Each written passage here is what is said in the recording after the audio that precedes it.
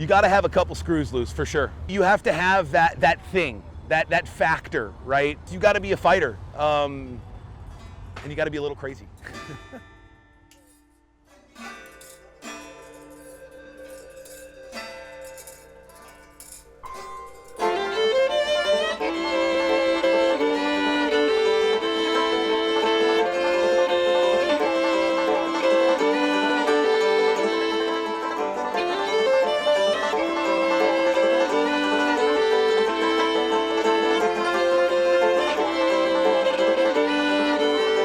I could never pretend. As soon as it lights, you're kind of looking to your left, looking to your right, seeing how well you came off of the beach. When we're coming off the beach, it's a drag race to the first turn. To be in the cell of an F1 boat during the race is very violent. When I'm in the cell, it's kind of my peaceful place. I don't know where these guys are going to be. If I get the jump, I know I can beat them. You wait so long. You wait so long. You wait so long. You wait so long.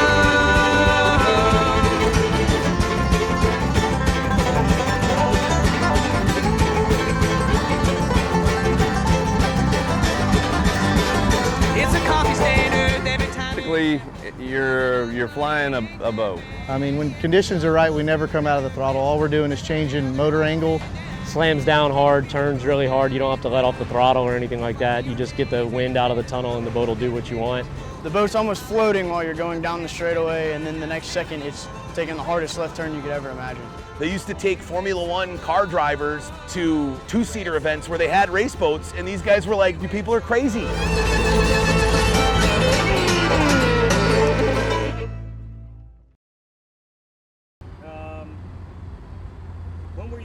When was the moment that you realized this is what you were going to do for your life's work? Oh, you know, growing up, my grandfather raced, my father raced, my older brother raced, and my grandfather started in 1939. So for me, growing up as a kid, I wanted to be just like every other kid, like their heroes. The only difference is my heroes were my family. Tim Seabold trying to capture once again the championship. He's the two-time defending series champion. If Timmy wins this race, his driving ability won this race for him. It could be a breakthrough for Tim Seabold as well on the competition. Tim Seabold is holding on to the edge. Can Foster make a quick turn with traffic in front of him? Tim Seabold takes the checkered flag. Racing against my family we were super competitive. The pecking order was whoever was the highest in points got first pick on equipment. The only problem is you never got to pick my dad's equipment. So we were very competitive, and I didn't care if I got third to last, long as they were second to last and last. Hey, the thing came off the dock great. I borrowed a prop off my brother and the Bud Light crew. Stole it, borrow it, I don't care. I didn't know if they were going to fight each other when they got on those boats or hug each other. Luckily, they hugged each other. The biggest reason that my partner John Schubert and I started the series is we were not happy with the direction that circuit powerboat racing was heading. You know, the world's changing. The media's changing. How you do promotion is changed. And if you're not current, I mean, what you did 2 years ago, it's obsolete. We want to partner with bigger entities so that way we can make a bigger festival rather than just a boat race. Welcome race fans to the opening round of the 2024 Formula One Powerboat Championship Series. Thomas Yarborough, the noise of the north, as I have been here every year of the Formula One Powerboat Championship Series existence, but I got a new partner in crime here in 2024. Kay Brewer out of Seattle, Washington, joining me. Kay, great to have you on the show here in 2024. Really excited for what we're going to give fans here in 2024. Man, you know, the drivers on the Formula One Powerboat Championship, I mean, best in North America to me. There's no better. You know, some would argue right now that, you know, top to bottom, we've got the deepest roster on the planet of Formula One powerboat racers. I'm here with RJ West of Composite Crafts Racing, along with Chuck Skelton Racing in the 93. You went out there in the water, did a lot of testing. What all were you testing for? really just trying to get the feel of the course. It's always a little bit different to where they put the buoys down and stuff like that. So I'm out there just trying to get comfortable and learn my marks. And then at that point, after that, we start doing a little bit of prop testing and try to see what direction we need to go to be fast. Spencer Love, Dylan Anderson, RJ West for sure. I think Chris Rinker is poised to win a title as well. I mean, he's been itching for a while. He basically did everything last year in the American Powerboat Association except for win a series title. I am here with Dustin Terry because he's already started off the year with a top podium finish just last weekend in Freeport. Yeah, we won in Freeport. We were excited. All the guys that were there were all trying new stuff. The only thing that we did was we just threw a V8 on. So V8s are good. We tested them in January, tested them again in March. I've done a lot of testing on them, so I think I was just a bit ahead of the curve on those guys. But this race coming up, a lot of guys have been testing all over the country. So we'll see. We'll see where we measure up this weekend. So what do you think about the new motor? I mean, do you think that this is going to be the evolution for Mercury? I think they're just coming along really well.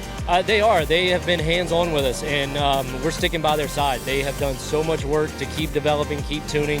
We ran a bunch of different motor packages in January with Mercury, so that's exciting for me as a driver to be involved in the development of something. And they came out with that V8, and it measured up everywhere perfect with what the two-strokes are. So I'm excited about it. I would be back in a two-stroke if I didn't think this was going to be the winning package. I mean, I love that the 4-strokes here. Again, I think it's going to be an equalizer. So we're running the 2.5 Carby motor, provided by Mercury, obviously. It's a little bit older technology, but it's tried and it's proven. A lot of the other guys are running the new V8s from Mercury, 4-stroke motors.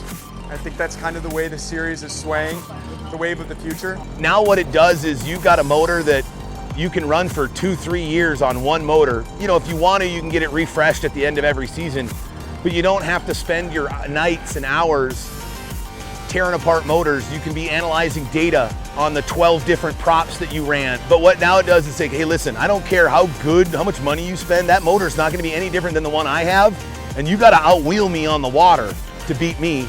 And I love the pure competition that is, you know, harkened of like an IROC series.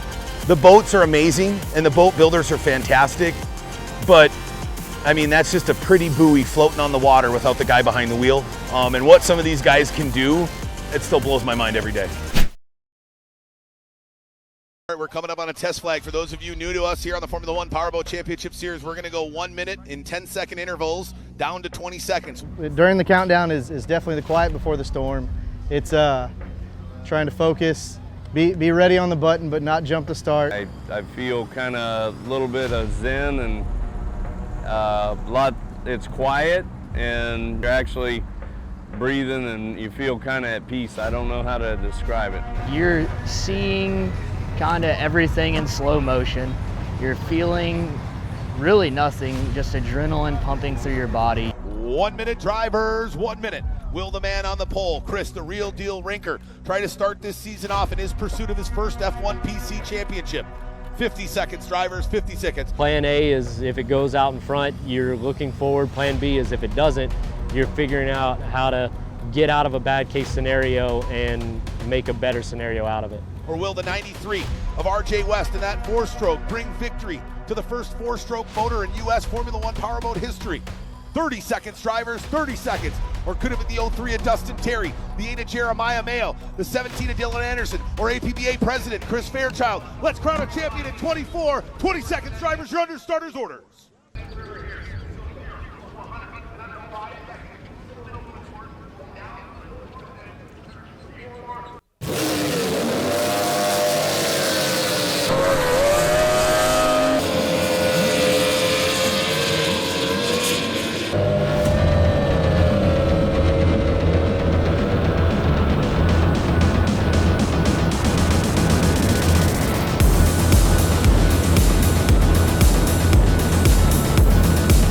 Fairchild with a great jump there by the 52.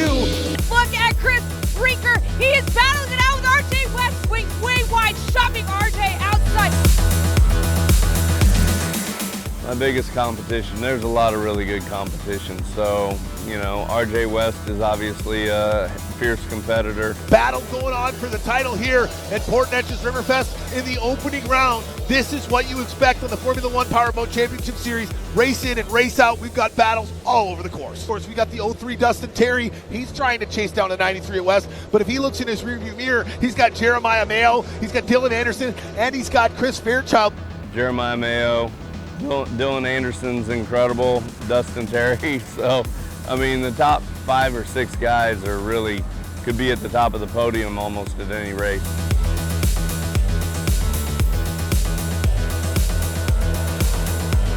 Down the front stretch, the 52 of Rinker, he knows he's got a tall order at hand. The 93 of RJ West is a consummate professional. Whoa, look out there. This Chris is exactly what the 93 of RJ West needed. West goes wide to the outside. It's the 52 of Chris Rinker, almost blew it over down the front straightaway. He snaps it in. Here goes the 93 of RJ West, wide to the outside. We got him side by side down the back straightaway. I think that 52 of Chris Rinker might be taking on some water, Kay. He might be, and that might have been why he started to think about, why it started to rise up a little bit more. He's starting to slow down. RJ West is going to take that checkered flag away from him.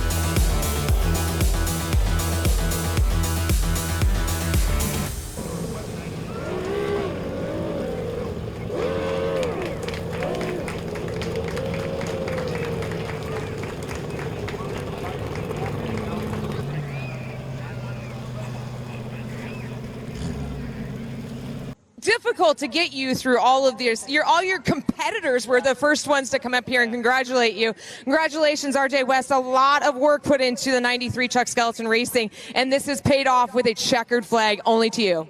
Yeah, no, this is, I don't even really know how to feel about this. It's pretty unbelievable. It's a long journey, and I can't thank Chuck Skelton, the whole team, all the guys that do so much work here. So it was great. Chris Rinker got a little bit flighty, and you took advantage of that one single mistake. And like Tom said, you just went flying by him like he was standing still, but you did not give up the whole rest of the race. No, you got to put pressure on him. When you catch lappers, you never know what's going to happen, and Chris is a world-class driver. I saw him get high through here, and I was kind of expecting the same thing, so I was ready to go.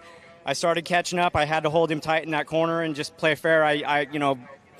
One of me or him was going to win that race. It seems like Dustin was right behind us, too, so I mean, anyone could have won this if they were out front.